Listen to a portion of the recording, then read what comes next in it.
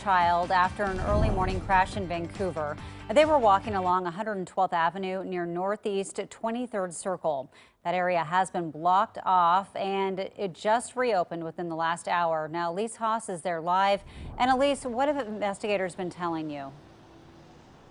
Well, Ken and Jenny, it's just been such a really tough morning. And the thing is that right now, what's so hard about it is that police are still trying to figure out and identify these victims and notify their families. So where I'm standing right now is actually where they were hit and killed. This grassy area is where police found their bodies. You'll notice that it is right off of 112th Avenue, and there's no sidewalks here either.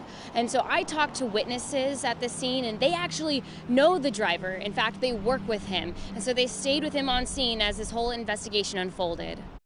I can only imagine what it's like to be in his shoes right now. Chris and Genevieve White described the moments they rolled up, noticing their coworker was pulled over on the side of Northeast 112th Avenue around 6:30 Tuesday morning on their typical route to work at SEH America in Vancouver.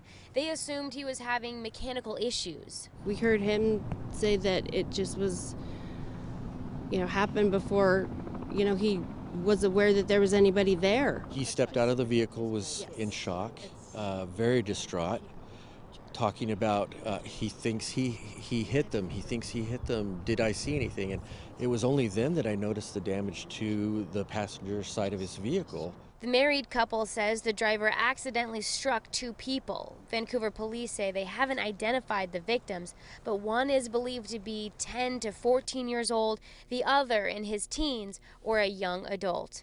Their bodies were found on the side of the road with no sidewalk. When we got over to the side and realized that there were people that had been struck, there was no movement, nothing, no sign of life or anything. Then almost immediately, the White said two other cars also stopped.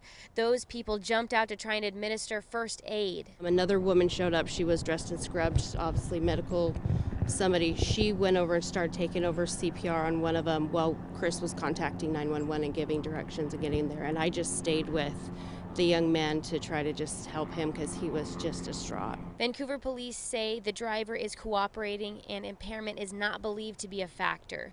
The Whites described the 19-year-old driver as a good kid.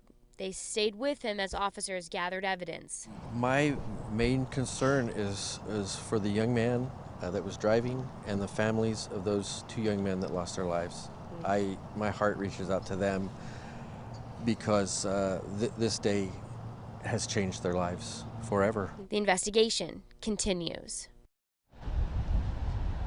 Again, we are working to learn the names of the victims in this case, those two people. What we do know about this area, though, is that there is a school nearby. That's Endeavor Elementary School, about 3 minutes down the way. Also, we did see some students walking to this intersection as part of their bus stop for their routines. And so we do know that some kids do come in this area, but that was a little bit closer to when the sun was coming up. We have reached out to the Evergreen School District, but they don't have any information. They're waiting on confirmation from police. So we do have another reporter on scene already. She's going to be following this case as well. And we'll have another update for you in our newscast this evening. Governor reporting live in Vancouver, Elise Haas, KOIN 6 News.